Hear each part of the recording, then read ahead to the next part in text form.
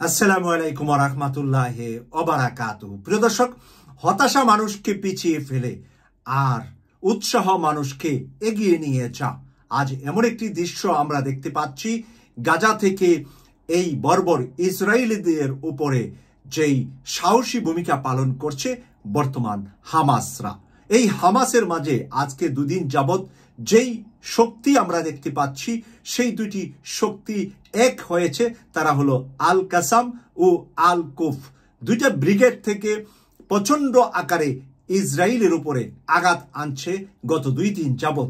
সেই আঘাতে তছনছ হয়ে যাচ্ছে ইসরায়েলের চতুর্দিক থেকে অন্ধকার শুধু দেখতে পাচ্ছে।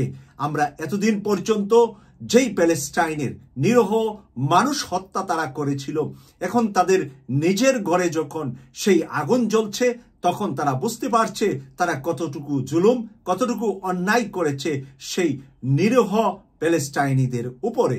প্রিয় দর্শক, আজকে আমরা যতটুকু খবর পেলাম যে তাদের সামরিক ঘাঁটিতে পর্যন্ত প্রচন্ড আঘাত এনেছে, সেখান থেকে তারা খুব ভয়ানক অবস্থা করছে ইসরায়েলিরা।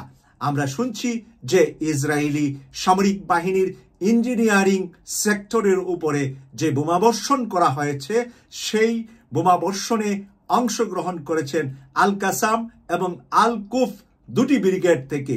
দুটি ব্রিগেড যৌথভাবে এই বড় মাপের হামলা করে সাথে সাথে আবার সেই হামলার দৃশ্যগুলা ভিডিও করে তারা জনসম্মুখে পৌঁছে যাওয়ার জন্য, মানুষের কাছে পৌঁছার জন্য তা সোশ্যাল মিডিয়া ব্যবহার করে তারা পোস্ট করে দিচ্ছেন।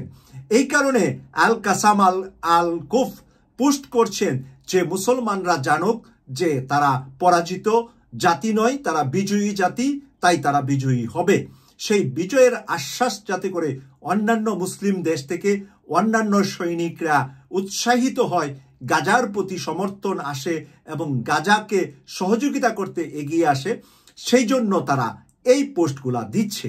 অপরদিকে তাদের যুক্তি হলো এই পোস্টের মাধ্যমে ইসরায়েলিদের মানসিক অবস্থা দুর্বল হবে এবং তারা যখন দেখবে যে তাদের উপরে কি ধরনের এখন আঘাত আনা হচ্ছে, যেই আঘাতগুলার চিন্তা তারা এর আগে করেন নাই, নতুনত্বভাবে নতুন উদ্যমে এই কাজগুলা করা হচ্ছে।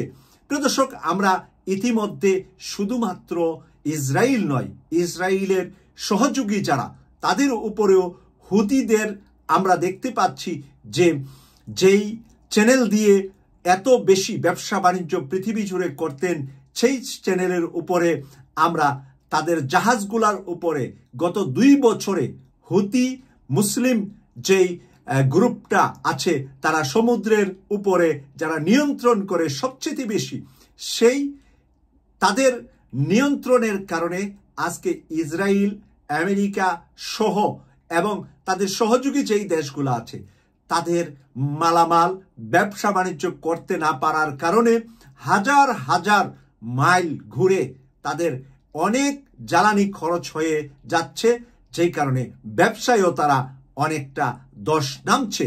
প্রিয় দর্শক, এই ইসরায়েল এবং তাদের সহযোগী যারা আছে, তাদেরকে আমরা পতন যেরকম চাই, আমরা চাই যে প্যালেস্টাইনিদের রিয়েল তাদের যে অধিকার, এই অধিকার ফেরত দেওয়া হোক। ফ্রান্সের প্রেসিডেন্টের মতো সকলে দাঁড়িয়ে প্যালেস্টাইনিদের পক্ষে কথা বলুক। ইউরোপ, আমেরিকা যদি প্যালেস্টাইনিদের পক্ষে আসে, আমরা এই পক্ষটাকে আমরা সমর্থন করি। ইতিমধ্যে কাতার এবং মিশর থেকে যৌথভাবে শান্তির জন্য যে বার্তা দেওয়া হচ্ছে, সেই শান্তির আহ্বান যদি গ্রহণ করে এবং প্যালেস্টাইনকে যদি রাষ্ট্র হিসাবে ঘোষণা দেওয়া হয়, ইসরায়েল পাশে রাষ্ট্র থাকবে, এতে আমাদের কারো কোনো আপত্তি থাকবে না।